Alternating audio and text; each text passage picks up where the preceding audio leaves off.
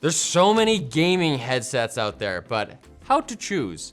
Amazon reviews are either fake or unhelpful, and trying all these headsets out yourself isn't really a workable option unless you hate the environment. That's why we're here to do the work for you. We tested out 8 popular gaming headsets under $100, and we're here to tell you which ones pump and which ones dump. And hey, don't be a chump. Today's video is brought to you by Pulseway, and all Pulseway users are non-chumps. Pulseway is a remote monitoring and management tool that we use ourselves here at LMG. You can control all your Windows, Mac, and Linux machines from just one app, the Pulseway app. Try it for free today at the link below.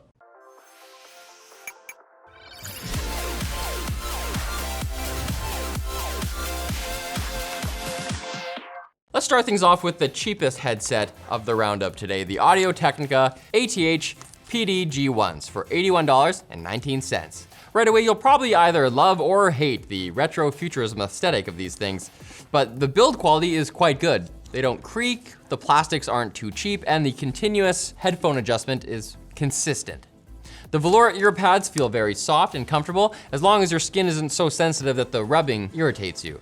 Comfort-wise, they're one of my favorites of the bunch, due in large part to their light weight.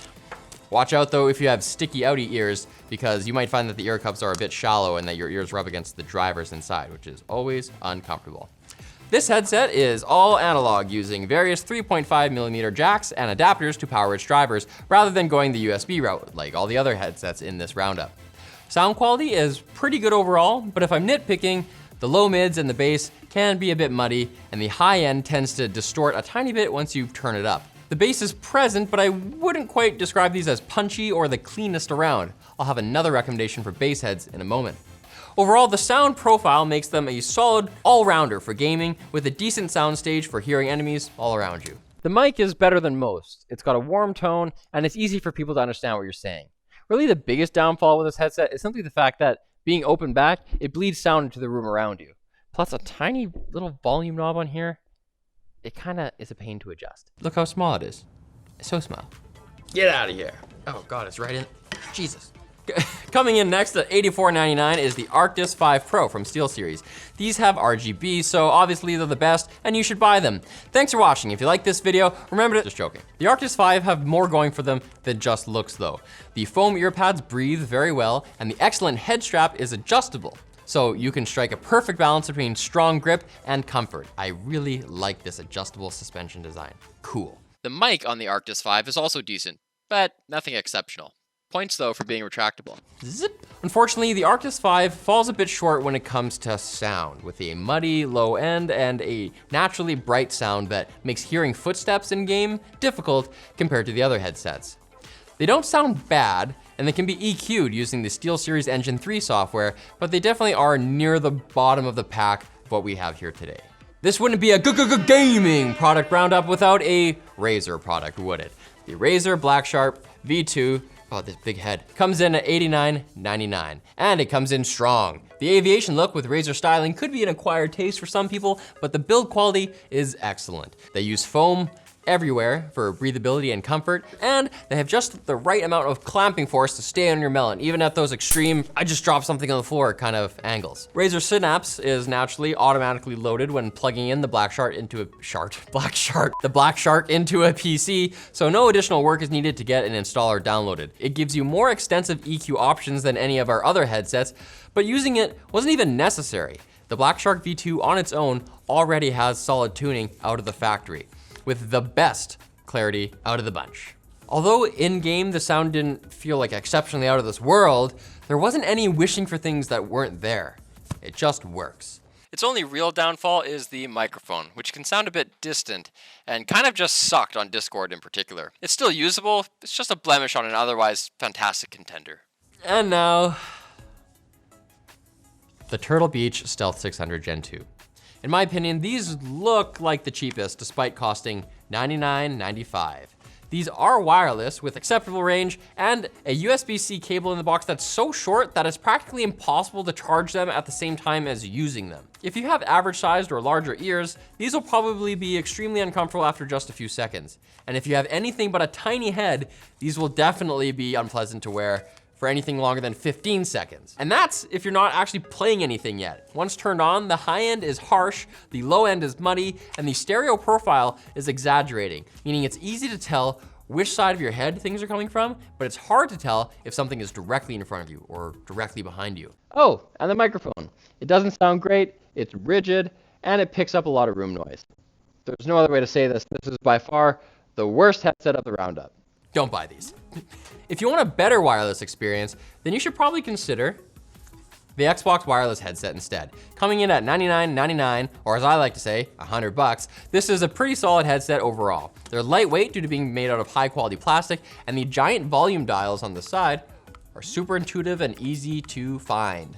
They're comfortable, though I do wish they had a breathable fabric on the ear cups instead of the faux leather material, but I don't hate it either. They're nice and cushy. Now, your mileage may vary, but actually getting these set up on our MSI laptop was a pain.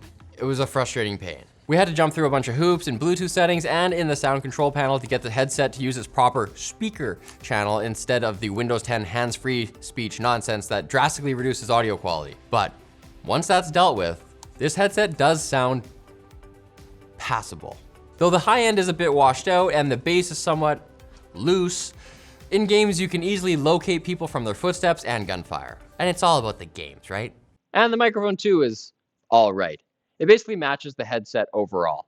Decent comfort, decent wireless functionality, and decent sound. 100% meh. Although, it has to be said that they have 15 hours of battery life, which is nice, and you can connect them to your Xbox and your phone at the same time, which is pretty cool.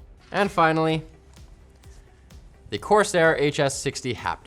These are currently $111.99 on Amazon, but they've recently been going on sale for about $99.99, so we thought we'd just chuck them in anyway, you know? Sound-wise, these are a pretty solid pair of cans. No musical instruments sound washed out or left behind, and living up to the haptic name, these have punchy, powerful, but not overpowering bass. Game audio sounds great, but sometimes it's a bit hard to tell which ear a sound is coming out of, which is probably the biggest downside with these. Rounding out the experience, the microphone is also quite clear.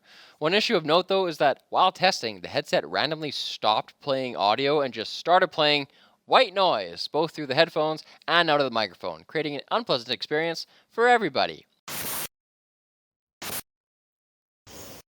It only happened once, and reseating the USB fixed it, but it's worth noting. Otherwise, these closed-back HD600 clones are pretty cool. And that's it. We did also test out the Logitech G Pro and Kingston HyperX Cloud 2 headsets, but they were exceedingly mediocre. We're recommending the Razer Black Shark V2s as a good all-rounder instead, or the Hs60 Ha if you want the extra bass. This video is brought to you by FreshBooks. FreshBooks is the easy-to-use accounting software designed specifically with you in mind, the small business owner. FreshBooks has everything you need to manage your books, invoices, expenses, time tracking, and more. Designed to be easy to use with built-in automation, you can spend less time invoicing, expensing, and tracking projects, and more time doing what matters most, growing a business. Imagine that. Stonks. FreshBooks helps you focus on your craft by saving you time invoicing, expensing, and tracking your work. Whether you're a tradesperson, creative agency, or YouTuber, you can choose a plan that's right for you. They have an award-winning Toronto-based support team who are always happy to help if you need it. So try FreshBooks today for free for 30 days, for free today at freshbooks.com/Linus. There's no credit card required, and it's awesome. Go. So thanks for watching, guys. If you like this video, why not check out our review of the Apple AirPods Max, which are a silly but somewhat satisfying product, which is my favorite kind.